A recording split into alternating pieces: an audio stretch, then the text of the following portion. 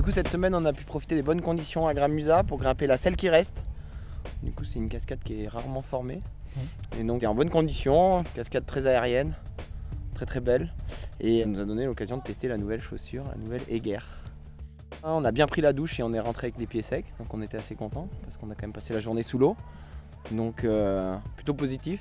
C'est vrai que la légèreté, la technicité de la chaussure font que pour ce type de cascade, c'est tout à fait adapté. Mais ça peut aussi bien marcher dans les longueurs faciles du bas. C'est vraiment une chaussure faite pour la cascade et qui s'y prête super bien. Du coup c'est vrai que par rapport à l'ancien modèle, maintenant il y a la guêtre en plus. Et ça c'est pas mal parce que au-delà de l'apport de thermicité et d'étanchéité en plus, je pense que la chaussure vieillira encore mieux puisque les lacets, tout le système de laçage et le dessus de la chaussure est quand même mieux protégé.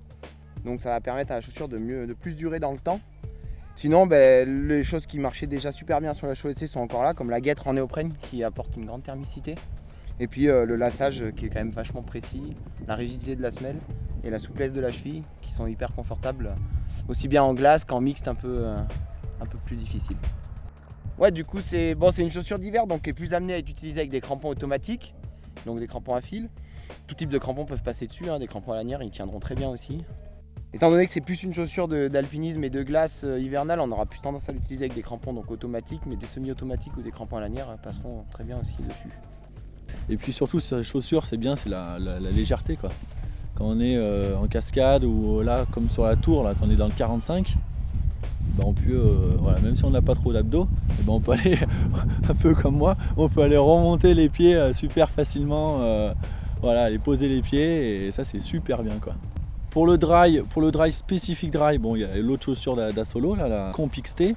Et par contre, c'est vrai que pour le mixte en montagne, dès qu'on va aller taper un peu du rocher ou quoi, c'est super pratique parce qu'elle est assez fine, on est bien précis, il y a le crampon qui vient bien s'ajuster devant, donc c'est bien pratique. Après la guêtre là, qui est toujours super bien, c'est vrai que cette guêtre, c'est vraiment pratique là, quand on va patauger dans la poudreuse, on est sûr qu'il n'y a pas de neige qui rentre. Les grosses guêtres de nos parents, là, c'est un peu pénible à passer le truc dessous, c'est compliqué.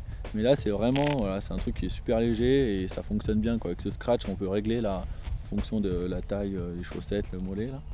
Et l'avantage avec ces chaussures-là, c'est que d'une part déjà elles sont bien légères. Ça c'est vraiment le poids maintenant. On vise, tous les alpinistes font quels soient les grands itinéraires, c'est le plus rapidement possible.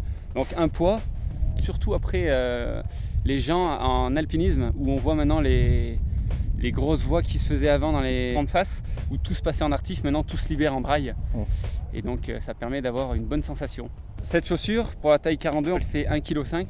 Et donc ça permet d'avoir au pied, avec des crampons, un poids qui est très raisonnable. Et justement l'avantage c'est que elles ont une guêtre intégrée, donc la neige ou l'eau ne peuvent pas passer. Il y a une guêtre en plus qui vient protéger et les lacets et qui vient aussi empêcher que toute la neige vienne. Et après il y a une guêtre, on va dire néoprène, élastique, qui vient sur le mollet et qui vient vraiment empêcher toute neige de rentrer dans la chaussure.